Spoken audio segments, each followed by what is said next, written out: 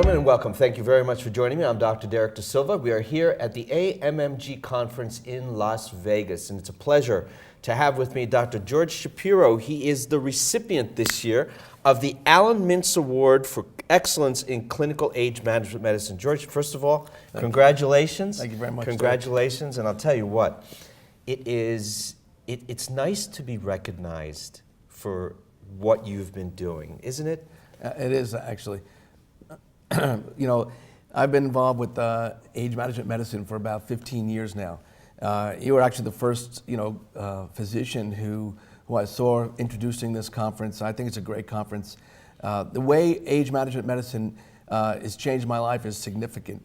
From just doing basic traditional cardiology and internal medicine, and then taking care of patients regarding their diseases, and then looking in the future to prevent the diseases. And one of the things that I really enjoy about preventative medicine or age management medicine is slowing down the progression of disease by attacking it earlier and preventing it actually from occurring, which is, for me, my early career has been all about, disease management. So I think prevention and precision medicine, personalized medicine is the future of medicine.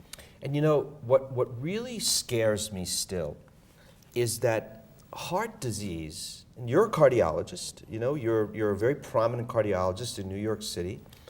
Heart disease is still the #1 killer in this country. Correct me if I'm wrong here, but statistics, 600,000 people die of heart disease every year. Every 32 seconds, somebody has a heart attack. I mean, what are we doing?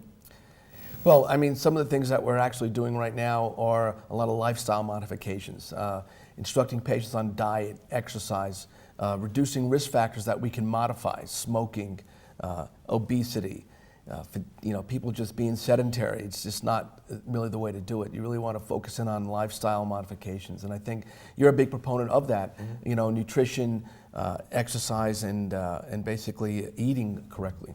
How have you, talk to me from a cardiology perspective. I mean, as a primary care physician, it's similar but not the same. What do you specifically do from a cardiology perspective that's different than another cardiologist would do?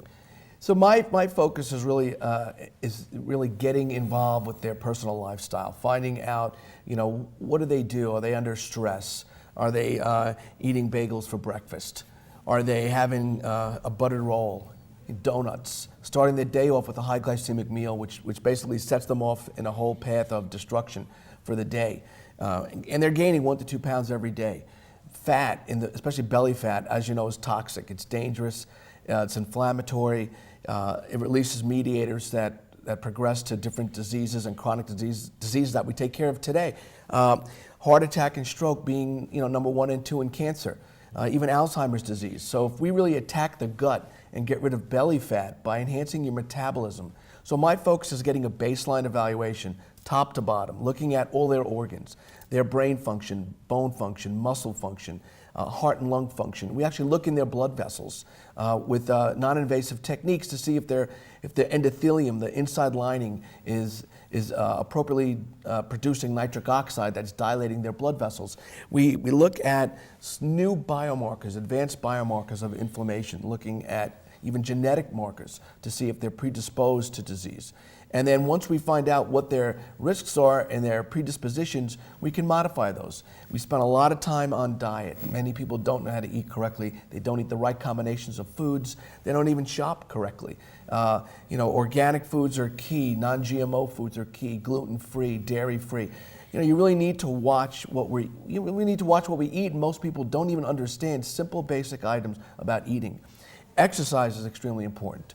You want to exercise every day. And I don't mean running on the treadmill, just walking. Walking 60 minutes a day has been shown in some publications recently that you can extend life expectancy by 25 years, which is significant. That is significant. That's really significant. So, this is not the traditional, regular, I'm going to the cardiologist to get a stress test, right? This sounds like a whole new paradigm of management, if you will, for the patient.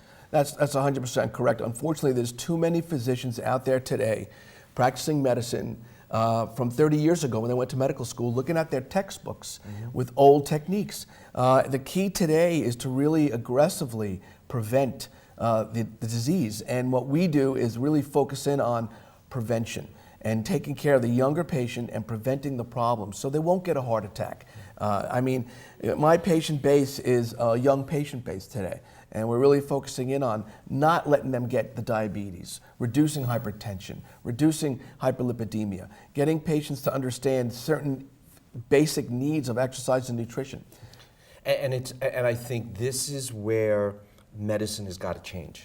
It has to change because what we've been doing for, what traditional medicine, if you will, has been doing for the past 50 years, I mean, look at the statistics on cancer, right?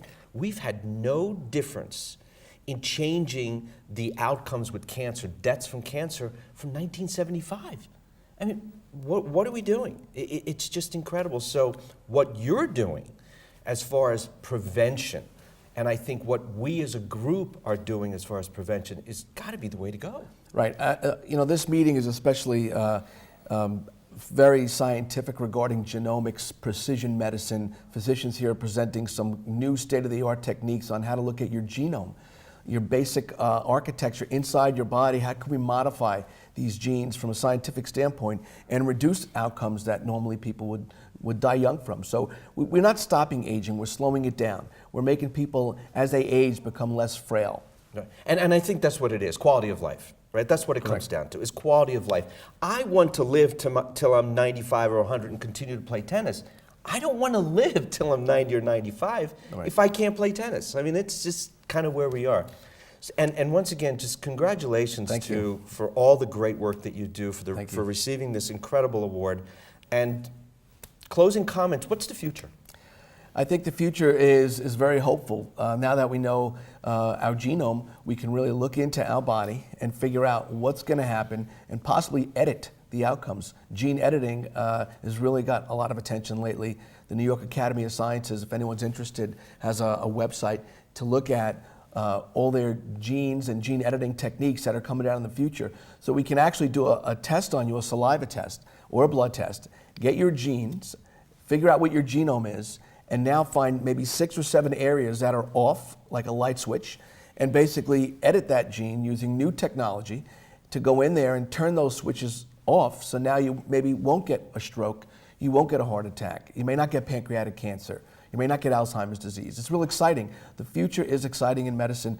Where the Age Management Medicine Group, I have to say, is really at the forefront of this. They're very aggressive, very advanced. Our team is great, and you're wonderful. Well, thank you very much. Congratulations once again. Keep up the great work. God bless. Thank you very much. Folks, thank you very much for joining us. And until next time, I'm Dr. Derek Da Silva, and may you always be blessed with good health.